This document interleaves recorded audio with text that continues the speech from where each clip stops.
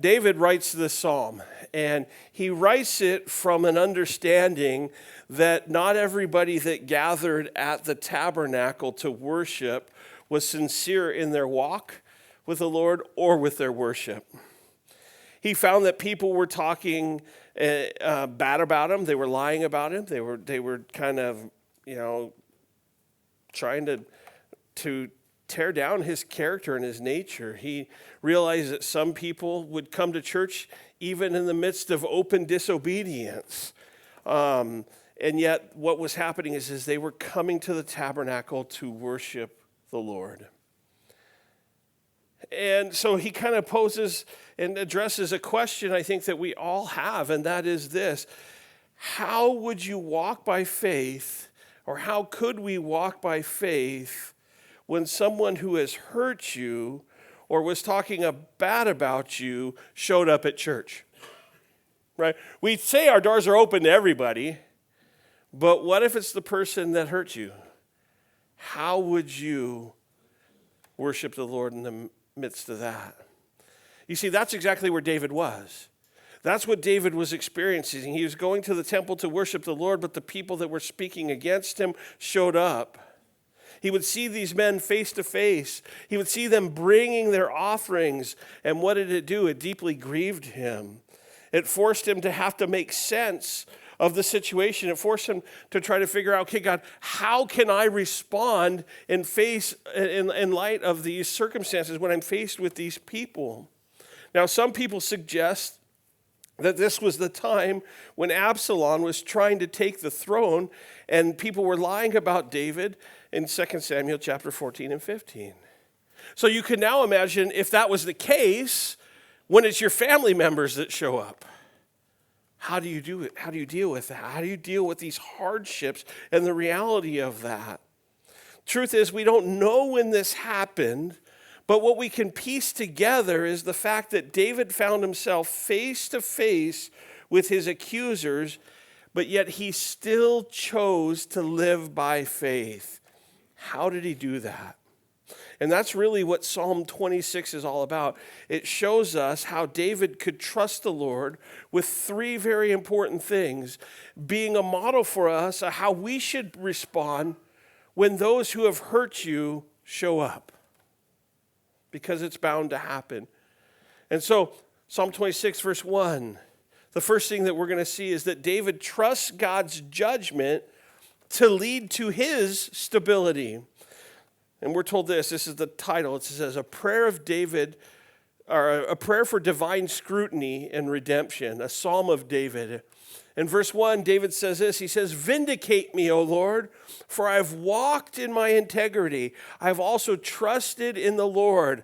I shall not slip.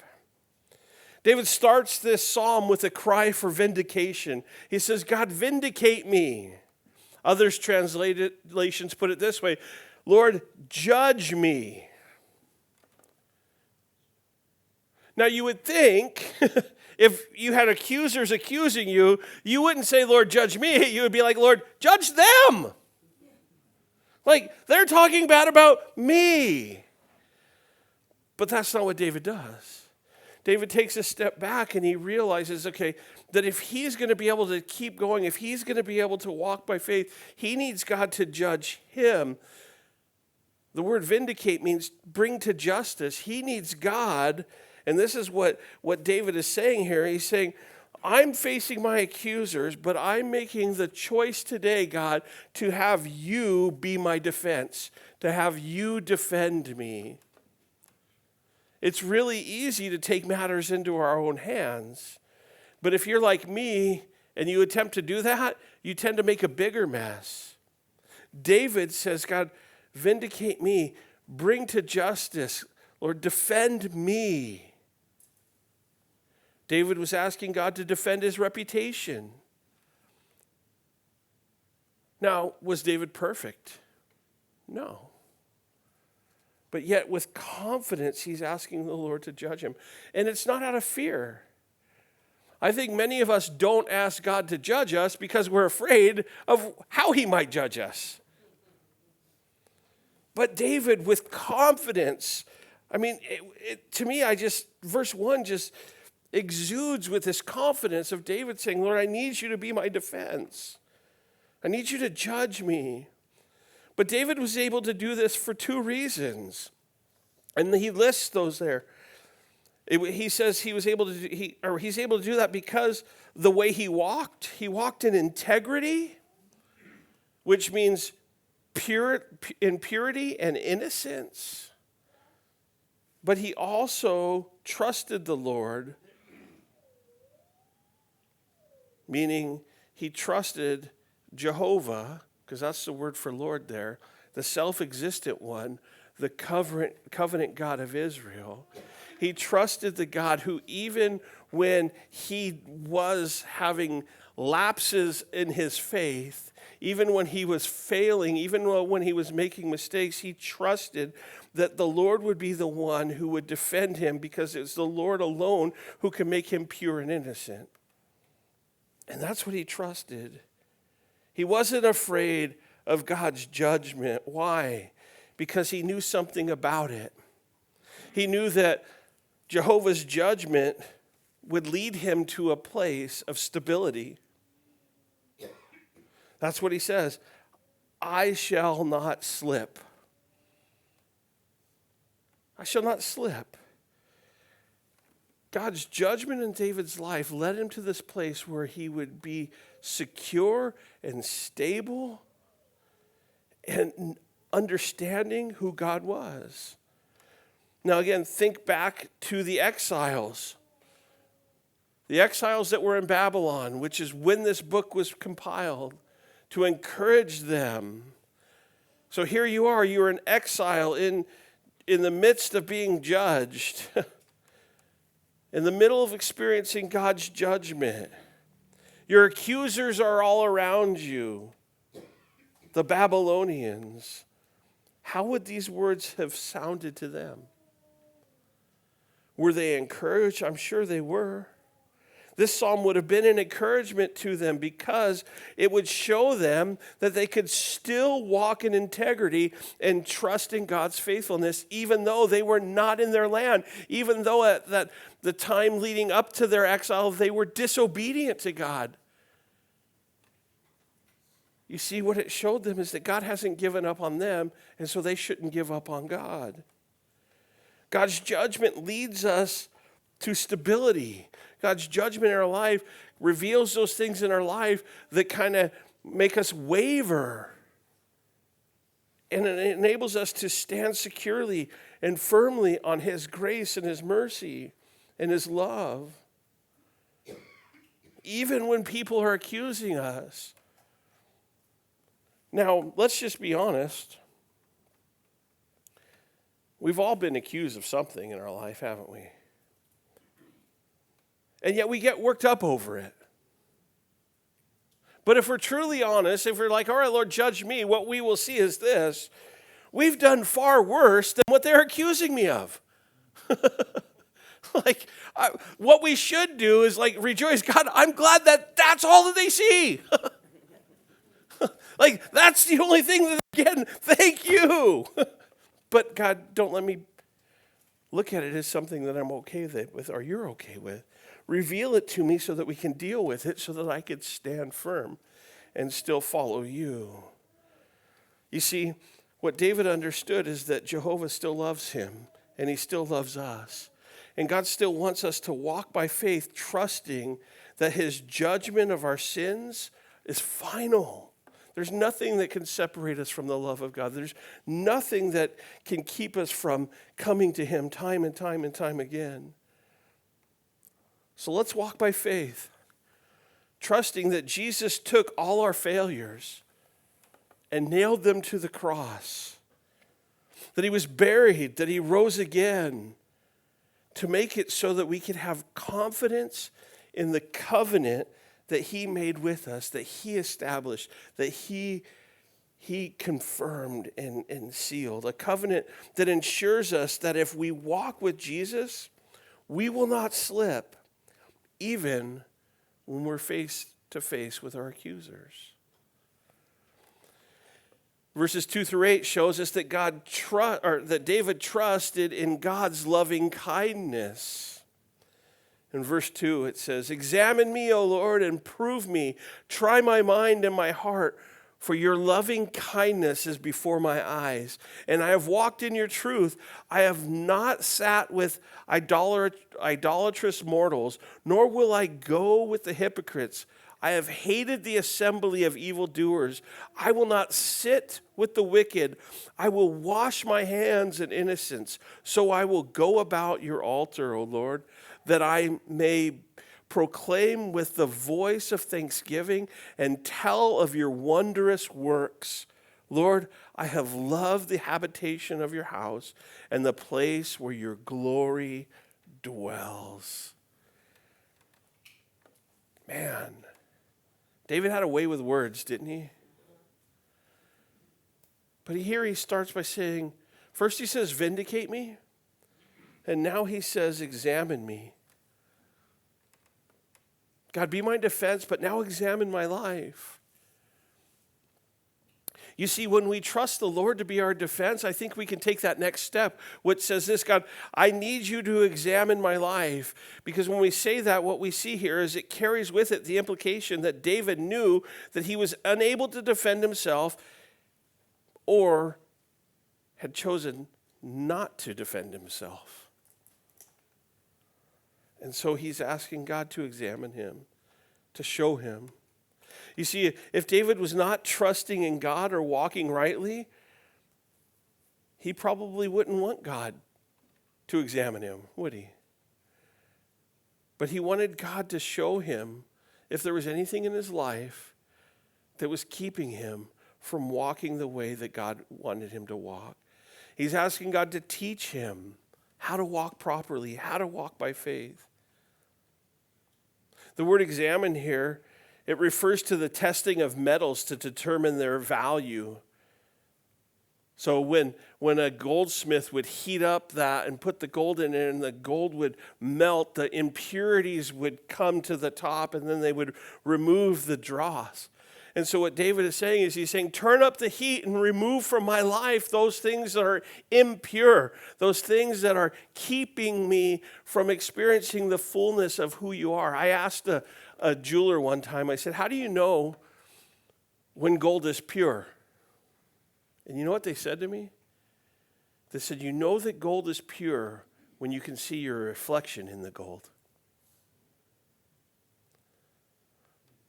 So when David said, heat up my life to remove the impurities, he's saying, God, what I want to reflect is you. That's what David was asking God. Why was he able to do this? He says, examine me and prove me, try my mind and my heart. So he's saying every aspect of his life needs to be tested. There was nothing off limits between David and the Lord. David didn't have the skeletons in the closet. No, he said, God, there's nothing off limits. My mind, my heart, everything about me. Why was he able to do that? I think we're afraid to do that because we forget that God is loving kindness. But David asked him to look at him. Why was he able to do that? Because what are we told? His eyes were set on the loving kindness of God. Set means fixed upon. It's not going anywhere. David knew where he needed to look. And here's what I'm finding. It doesn't matter if you're a king who's being falsely accused, an exile in the middle of God's judgment, or you're just going to the grocery store. We can choose to fix our eyes on the loving kindness of God and ask him to examine us and to try us, to remove those things in our life that keep us from reflecting him to the world around us. David shows us that what we choose to focus on matters. Do you want to know what you focus on? It's pretty simple. Just open your social media pages. That'll tell you what you focus on. Right? What do you repost? What are you looking at? What is it? You know, and it's a reflection of what you're focusing on. David chose to set his eyes on the loving kindness of the Lord. He put Jesus in front of him. You see, we may not be able to control our situations, but we can control who we choose or what we choose to focus on.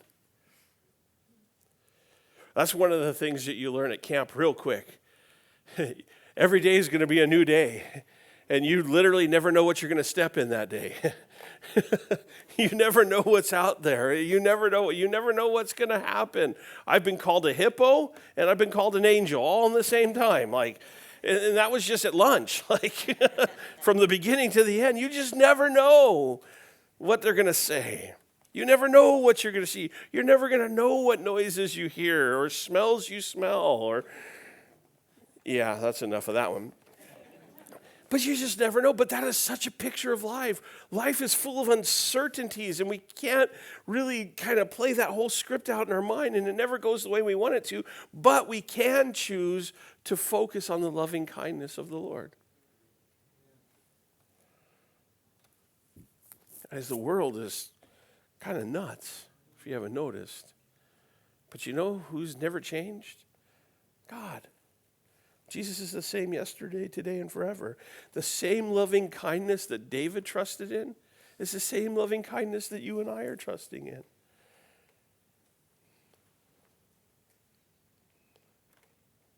How do we focus our eyes? Well, we do this by walking in truth. Truth about who we are, but also truth about who God is.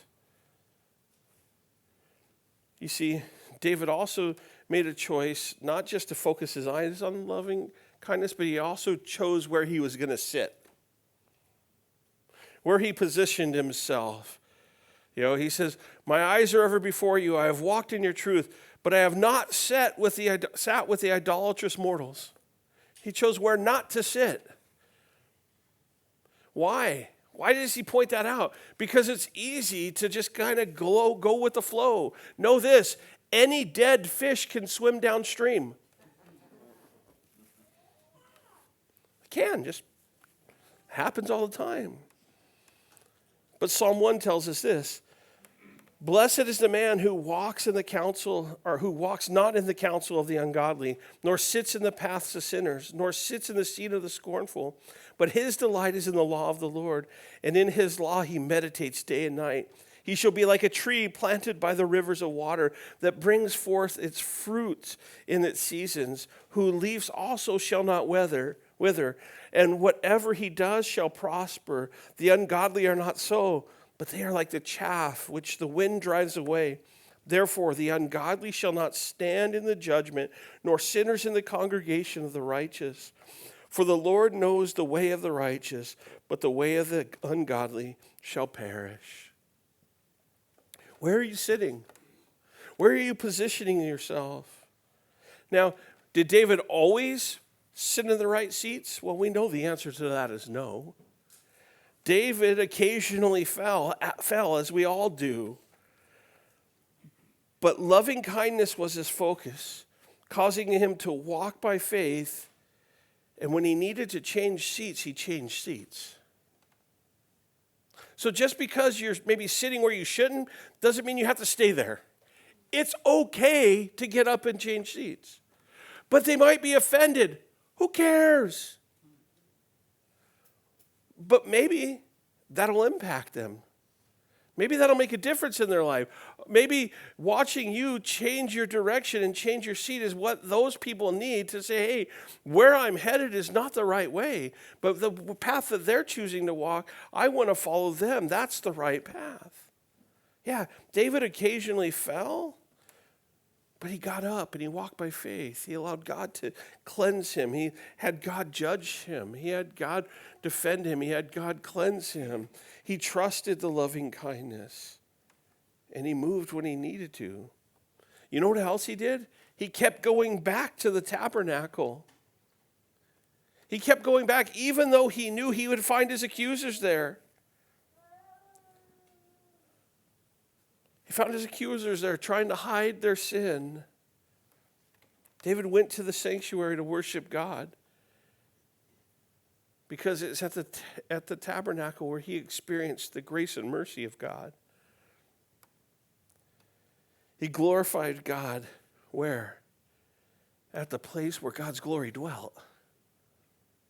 He went to the tabernacle to be in the presence of the living God. And we need to start there. We should wake up every morning, go to our own personal tabernacle, pull out our Bibles, invite God's glory, God's presence to be there, the weightiness of God to be in our midst, to speak to us. And you know what? You can even go with a cup of coffee in your hand. It's okay. And you sit there and you just enjoy his presence. You read his word. You get encouraged. You ask him to vindicate you. You ask him to judge you, to reveal to you, to examine you so that you would know where to go and how to get there. But it's got to start from a place of God's glory. You see, outward cleanliness is good, but it's worth very little for eternity. You know, you could show up and look clean, but still have a bunch of nasty stuff inside. And that's what David was faced with. People whose life was marked by a dirty heart before God because they never asked God to examine their life. For David, a right walk with God was more than just avoiding evil. No, a right walk for David was to walk in the presence of the glory of God. It was a simple yet deep love for God and his presence.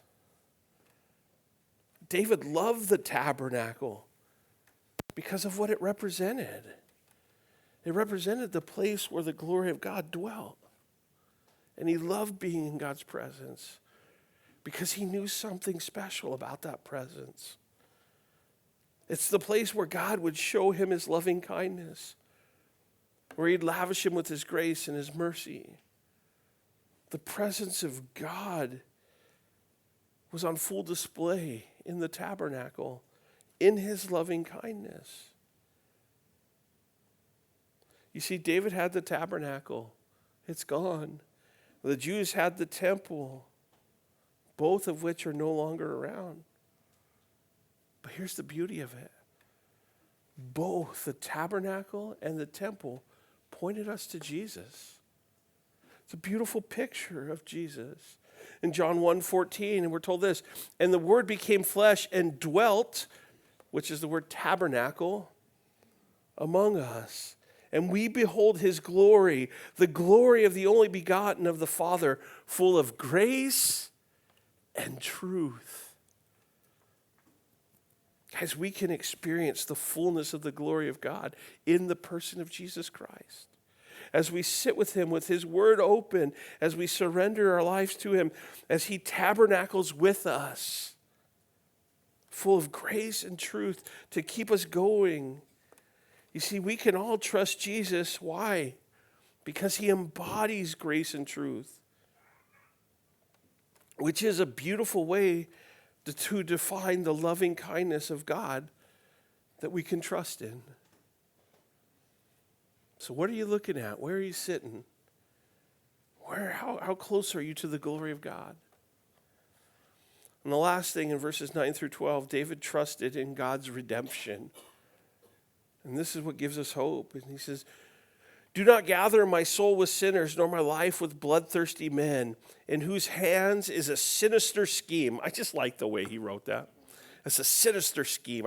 I think of, I can't remember the cartoon, but there was the one that, anyway, there was a cartoon that I just pictured, it just flows from there. You're like, okay, his ADD kicked in, and sorry, it did. Squirrel, you know. Or cartoon, I should say. Anyway, whose hands is a sinister scheme, and whose right hand is full of bribes. But as for me, I will walk in my integrity. Redeem me, and be merciful to me. My foot stands in an even place. In the congregation, I will bless the Lord. And so David makes another request here. And that's not to be gathered with sinners. God, when you judge everybody, don't gather me with that. And the people he was referring to were people whose lives were marked with what? Bribery. Now, a bribe is more than asking for a reward for doing something wrong. Anybody ever traveled to a foreign country, third world country? They ask for bribes all the time.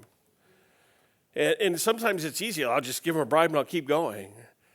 But man, don't do it, because once you give one, you got to keep giving another one, you know. But you know what? We may never go to a third world country. We may never experience that kind of corruption. But did you know that sin may bribe us for a moment? Bribe us with pleasure, attention, fame, excitement, comfort, or whatever only Jesus can provide. We should never be willing to do something morally wrong because it is rewarded in some way. We should never do that. David couldn't stop the bribes, but he could choose not to join in on them. And so he asked the Lord to redeem him. God, people are corrupt all around me. This gives me the sense that David realized that maybe he had taken a bribe at one time, or maybe even given a bribe, and he felt guilty of it. Now, we live in the USA. We don't have to worry about this. Nobody takes bribes in the... What? You guys laugh? You mean we're not perfect? We're corrupt? Huh. I never knew that. But maybe we should look at bribes a little bit differently. It's easy for us to think of somebody doing something wrong and getting something for it. And it's easy for us to say, I don't want to have any bit of that, but let me maybe make you a little bit uncomfortable. What if we looked at bribes differently? And maybe you've said something like this: God, I promise to, if you just do for me. Isn't that the same thing? We try to bribe God with our actions if he would just do for us what we want him to do. But like David, we need to be aware of the influence of the world around us, and we need to make a choice not to allow that kind of mindset to even come into how we communicate and show ourselves and we walk with God. We can't bring bribes into our prayer life. Especially when we profess to love God. You see, I believe that that's one of the reasons that people use religion as a cover-up for their sins.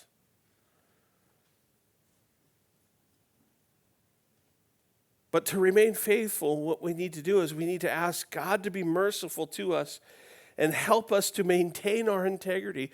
God, give me the strength and the grace necessary to walk faithfully with you every day. Examine my life. God, redeem the things in my life that are out of whack. We think of redemption as kind of God redeeming the big things, but let's expand what redemption should be. Why don't we include in our redemption request God to redeem the little things in our life that keep us from walking with him, or maybe, keep us a little bit off guard or off track. You see, once we begin to waver, it's easier to stumble. And it's easier to fall. But we say things, well, at least I'm not that bad. At least I'm not them. And so if you ever want counsel for me for anything, and if you say something to me like this, well, at least I'm not in prison. I'm going to look at you and say, well, good, Ducky for you. You're not supposed to be. Like, prison is not, like, at least I'm not where I'm not supposed to be. Well, good.